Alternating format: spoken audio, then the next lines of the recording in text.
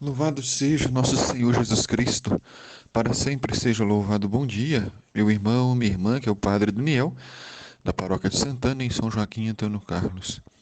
Hoje é dia 25 de fevereiro, domingo. A igreja nos convida a meditar o Evangelho de São Marcos, no capítulo 9, versículos de 2 a 10. Naquele tempo, Jesus tomou consigo Pedro, Tiago e João e os levou sozinho a um lugar à parte, sob o alto de uma montanha. E transfigurou-se diante deles. Por que é que Jesus não levou os 12 apóstolos, mas somente três? Por alguns motivos. O primeiro deles é porque Jesus queria que os outros confiassem no testemunho daqueles três. Porque, na verdade, a igreja vive do testemunho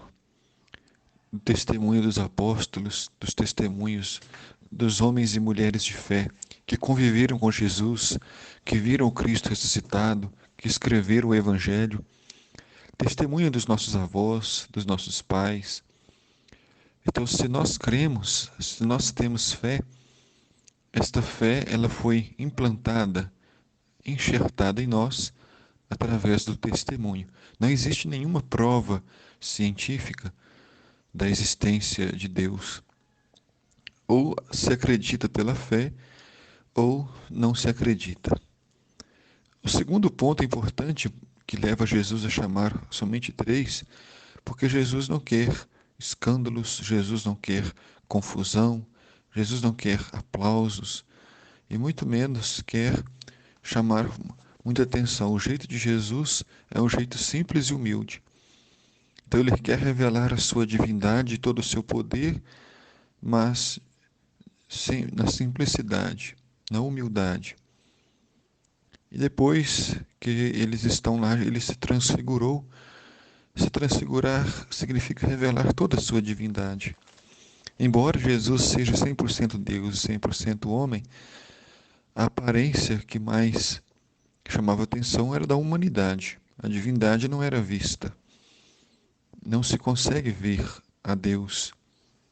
Mas Jesus permitiu se transfigurar para deixar aos apóstolos Pedro, Tiago e João a clareza de que aquele que nasceu em Nazaré, aquele que será crucificado também é o próprio Deus, o Filho de Deus, para que eles não se esqueçam com quem estão lidando, para que eles não se esqueçam quem é aquele pobre de Nazaré.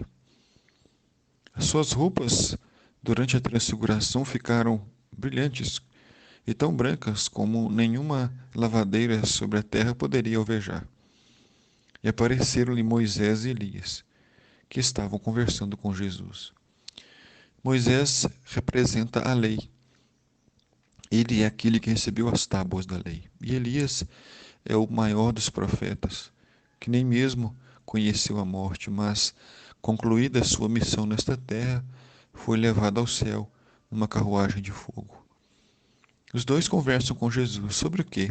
Provavelmente sobre a morte e ressurreição do Messias, sobre tudo o que vai acontecer na sua caminhada. Então Pedro tomou a palavra e disse a Jesus: Mestre, é bom ficarmos aqui. Vamos fazer três tendas, uma para ti, outra para Moisés e outra para Elias. Pedro não sabia o que dizer, pois estavam todos com muito medo. Então desceu uma nuvem e os encobriu com sua sombra. E da nuvem saiu uma voz. Era a voz do Pai Celestial. Este é meu filho amado, escutai-o, o que ele diz. Aqui está a mensagem central do Evangelho, a voz do Pai, que adverte a todos nós que estamos ouvindo e meditando este Evangelho, que nós possamos reconhecer em Jesus o Filho de Deus, amá-lo de todo o coração e escutar a sua voz. Escutar que não é somente ouvir, mas é colocar em prática. E de repente, olhando em volta, não viu mais ninguém, a não ser somente Jesus com eles. Ao descer da montanha, Jesus ordenou que não contassem a ninguém o que tinham visto, até que o Filho do Homem tivesse ressuscitado dos mortos.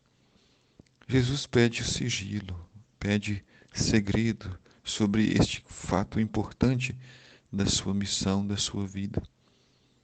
E os apóstolos se perguntavam, mas o que significa ressuscitar dos mortos? Ressuscitar dos mortos significa vida eterna, significa caminhar no paraíso, na presença do Senhor. Significa nunca mais ter nenhuma forma de dor e de sofrimento. O Senhor esteja convosco, Ele está no meio de nós. Abençoe-vos Deus Todo-Poderoso, Pai, Filho e Espírito Santo. Amém.